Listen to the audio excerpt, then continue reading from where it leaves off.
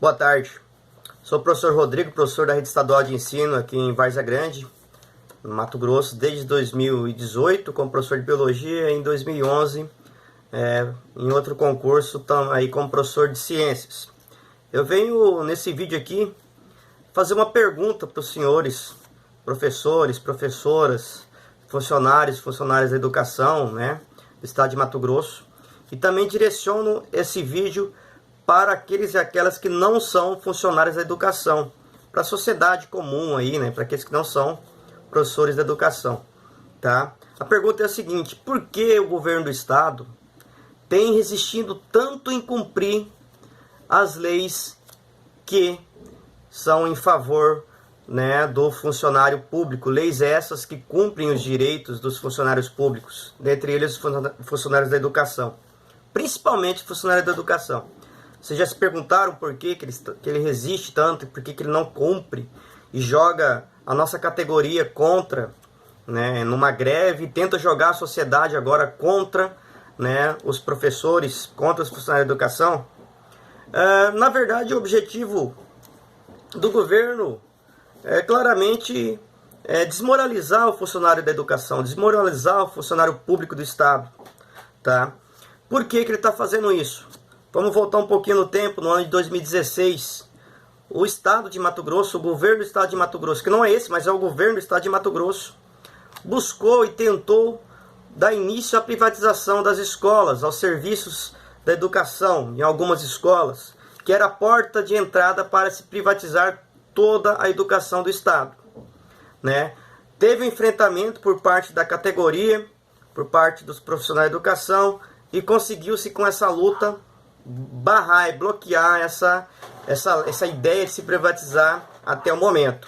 Porém, essa ideia não morreu, essa ideia existe não só em Mato Grosso, é uma ideia do governo federal, inclusive, tá? Então, o que acontece? O governo fazendo isso, desmoralizando os professores, né? Se nós voltarmos para trás com percas, tá? Ele vai estar com a porta aberta aí para entrar com a privatização dos serviços públicos, não só educação, saúde também, tá? Que são aí máquinas de fazer dinheiro, né, para as empresas. As empresas privadas estão aí com o olhão aí, ó, buscando, né, essas privatizações para ganhar dinheiro, né?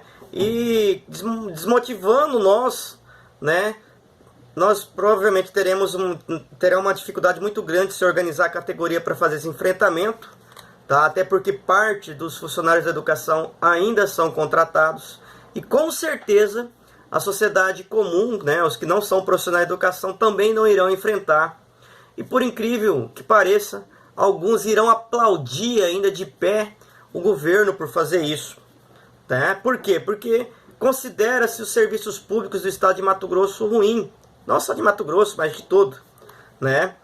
Considera-se, alguns têm aí uma ideia, né, de que a educação é ruim, de que a saúde é ruim, né? E o governo tem jogado toda essa responsabilidade sobre os funcionários da educação, sobre os funcionários do estado, da saúde. Tem responsabilizado somente eles. Não tem atribuído para ele aquela parcela de culpa dele, que é dele também, que é aquela parcela de não investir na educação, de não investir em estrutura adequada, não investir em formação continuada adequada profissional de educação para qualquer profissional do estado, tá? E tudo isso tem levado aí a se ter os serviços públicos ruins, de baixa qualidade, tá? Tem exceções, sim, tá? Porém, gente, eu abro uma aspas aqui para você pensar bem. Esse serviço público ruim não é somente não é culpa tão e puramente do funcionário. O professor está na escola para trabalhar, o professor está ali para dar aula, mas falta-se material pedagógico, falta-se uma estrutura básica de sala de aula. Os alunos vivem 4, 5 horas em uma sala de aula extremamente quente, desconfortável, superlotada, acima de 40. Tem sala de aula com 43 alunos, ou até mais, sem ventilador, o ar-condicionado não funciona. Quando funciona, suja a sala de aula com pó ali, dá alergia em todo mundo, né? Tudo isso colabora para uma baixa eficiência do funcionalismo público. E ele tem jogado tudo a culpa sobre nós, sobre os funcionários da educação. e a sociedade não, algumas pessoas da sociedade não vê isso, né? Imagina, a educação pública não é ruim, a educação privada é ruim. Vou falar agora só da educação. A educação privada é boa. Eu queria ter condições de pôr meu filho na educação privada, na escola privada, né? Se o Estado abrir essa situação e falar que vai privatizar as escolas, muitos vão aplaudir. Só que eles não se lembram que nem todas as escolas particulares, privadas, são de boa qualidade. Existem inúmeras escolas, porém poucas são bem visadas, poucas têm aí uma média boa de aprovação no Enem, vestibulares, né? Só que essas aprovações, tem escola pública que tem igual ou melhor, né, esses índices de aprovação dessas poucas escolas públicas do Estado, tá? Então, eu gostaria de deixar bem claro isso. Esse é o motivo.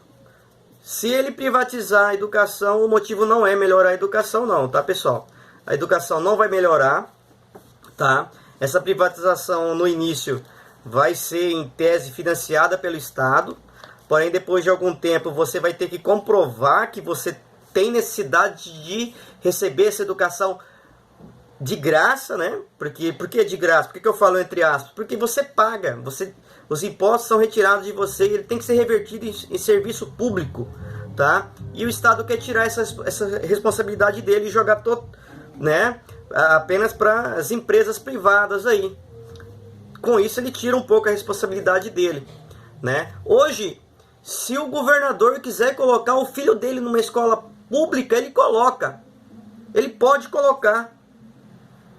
Deveria colocar, não só o governador, como todos, né, os políticos do Estado. Mas ele não coloca, ele coloca numa escola particular, provavelmente aquelas melhores escolas que têm a mensalidade mais alta.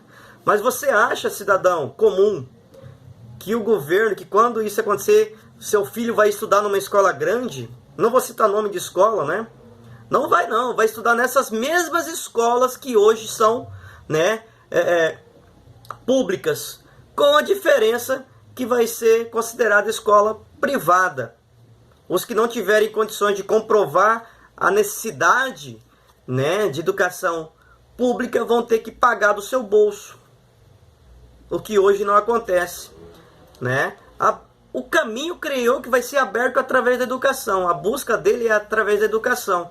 Porque justamente aí dentro das escolas que estão os maiores pensadores. Por incrível que pareça, os maiores pensadores do nosso país não estão lá dentro da UFMT, não escreve livro. Não, são pensadores de sala de aula, que trabalham em 60 horas dentro de chão de escola. Tá? Beleza? Então, não pensem vocês que o objetivo é apenas salarial, não. O objetivo é muito mais nefasto do que se imagina. Então pensem bem, né, sobre o que foi falado aqui. É só apenas um esclarecimento e aí uma pergunta para que vocês pensem bem mesmo. Deixem de lado a sua ideologia política que às vezes cega a gente e comece a ver o que está acontecendo de verdade. Tá ok? Um forte abraço e até mais.